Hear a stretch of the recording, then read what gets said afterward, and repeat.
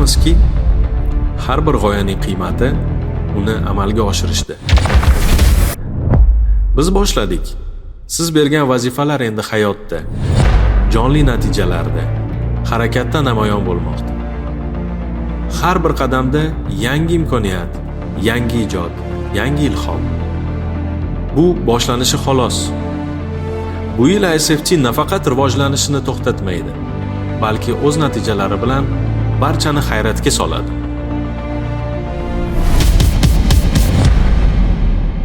Biz harakatdamiz va bu harakat to'xtamaydi.